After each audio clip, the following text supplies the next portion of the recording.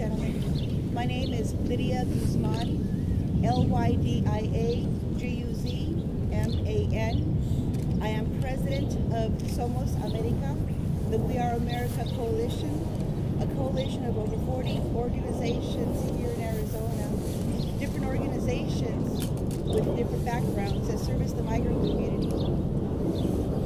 First of all, let me state how saddened and sorry we are for the tragic event that took place in Tucson.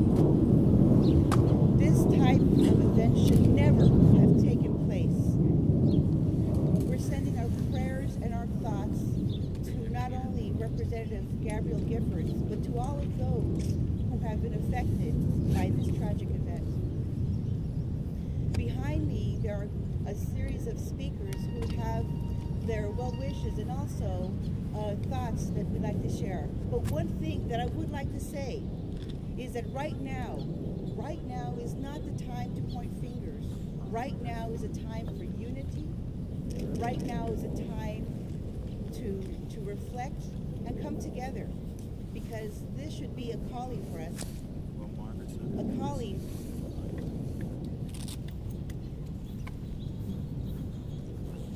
Right now is a time to reflect, because this should be a calling for us. A calling and a wake-up call that says we need to tone it down.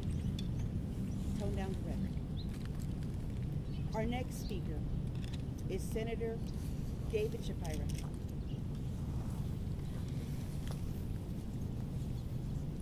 Thank you, Lydia, and I gotta say, had no thoughts of being down here today. I was spending this morning with my family, preparing for the next legislative session, when I, like many of you at home with my family, learned of the tragic news of what was happening in Tucson. Gabby Giffords is my friend. I spoke to her just this Tuesday, and it's difficult news when you hear of something like this about a friend, and it's a little unnerving today, I have to say, when the media reported for hours on end that she had died, and those of us who are her friends spent some time grieving, and then we're happy to learn that she was still alive. But just want to say to the media out there, I hope that you'll be a little bit better about confirming your sources when writing about such important and tragic events. That being said, there are those who have lost their lives today. My condolences go out to their families, and also my prayers. My prayers also go out to the families of those who are right now fighting for their lives in Tucson, including the family of Gabrielle Giffords. And let me tell you, knowing Gabby, she's a fighter. And I think that she's going to come through this, and I think she'll come through it stronger than ever. And I'm confident that she will be back one day on the floor of the House serving the people of her district with distinction, as she always has.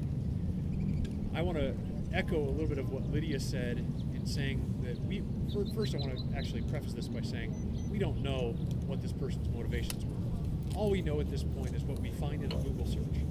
And so sadly, he chose to act in a violent way for whatever reason, and some of our friends are now having to fight for their lives, and some have lost their lives because of those actions. And so I would just say, in the political process, we as elected leaders have to stand up and advocate for our positions, and oftentimes we do that very passionately. And the organizations who support us also do it very passionately. But I think it's important to learn a lesson from this, and that lesson is that we have to temper the rhetoric, because unfortunately, sometimes words that are spoken fall on the ears of people who are unstable and make decisions like the one that this young man did this morning. And so I think for that reason, it's important for us to maybe tone down the rhetoric a little so that we can have a safer society. I do also want to add that it's difficult as an elected official with a family. It's hard for me to face my wife today and tell her that everything's going to be okay, because I'm out there and I'm outspoken, like Congresswoman Giffords is, and so it's a little bit tenuous of circumstance for us, those of us who are elected leaders. And I hope that we can move forward and still fight for what's right, fight for what's important to us, without any fear of violent acts in the future. So with that, again, want to extend my thoughts and prayers to the family members and to those who are fighting for their lives at University Medical Center in Tucson at this point. Thank you.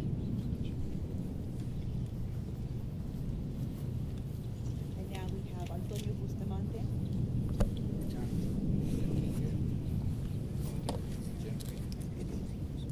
Well, this is a very sad moment for everyone in Arizona and everyone in the nation, that a member of the United States Congress can be shot in such a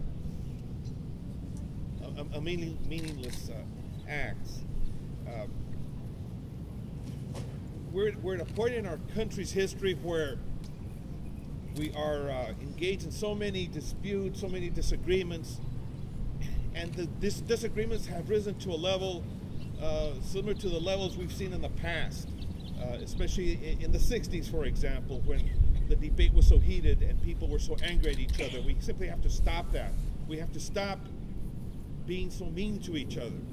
We have to stop being mean to the children of the undocumented and by trying to take away their citizenship. We have to stop being so callous as to allow people to die in this state for lack of organ transplants when the money can be found and does exist. And we have to stop shooting political officials like Congresswoman Giffords for being who she is, a person who listens to people and always tries to do the right thing, who really cares about her district, about her state and the nation.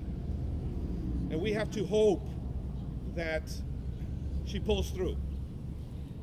We have to hope that the shooting of the presiding United States District Court judge for the District of Arizona, that was, and his death today at the hands of this shooter, was not a political assassination for his rulings. For example, a recent ruling in which he recognized the constitutional rights of the undocumented to receive compensation, legal compensation, for wrongs committed against them. And we have to hope that Gabrielle Giffords is not the first political official since Robert F. Kennedy 42 and a half years ago to be the victim of a political assassination. The first time in 42 and a half years, and it would have happened here. We have to pray that it does not turn out that way and that she pulls through. Thank you very much.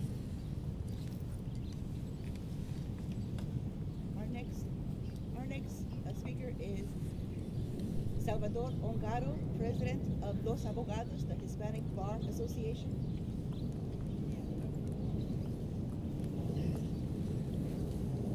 Good evening. I want to extend first my heartfelt prayers to the family of Congresswoman Gabrielle Giffords and to Chief Judge John Roll. Also to the families of those other victims of this shooting today who are also suffering through the injury and death of their loved ones. Besides my prayers and hope for those families, I want to make one small point today. Acts of violence do not solve any problems. Acts of violence only create more problems. And I hope the message that we all see today is that violence won't make the situation any better. It won't resolve your personal issues. It won't help solve your personal disputes with political viewpoints. For that reason, Los Abogados and I, and those members of Somos America here, condemn any acts of violence towards our elected officials, as well as those members of the public that were hurt today. Thank you. We have a member from Tom Mann from Equality Arizona is here to speak, and somebody from HERO, the Human and Equal Rights Organization, will also speak. Good Good afternoon. My name is Tom Mann. I'm chairman of Equality Arizona, which is an equality organization for lesbian, gay, bisexual, and transgendered people. All of our hearts are with all of those that were affected in today's tragedy and those that have lost their lives. Gabby continues to be such a wonderful champion for LGBT issues on our fight for equality. And we are with her family, herself, and everyone else that was affected today as we work together to stop the hate. We must hate less, love more, and pray for all of those today that were affected in this senseless tragedy.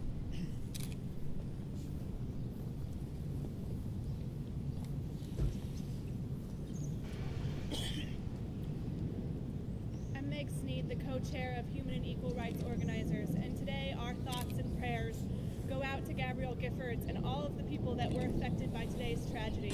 Today the life of a child was lost, a child who has yet had the opportunity to form political opinions because of hate and violence, and today we ask for that hate and violence to be stopped. There is no reason that we should take the life of another human being. We should celebrate our similarities and put aside our differences, and that's what we're here to do today. Thank you.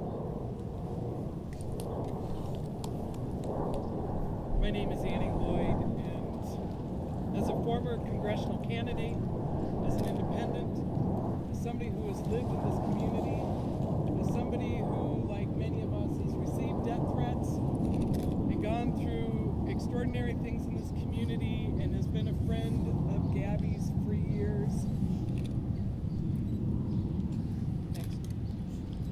I'm heartbroken over this today. I love this state. I've been from one end of it to the other, and I don't understand.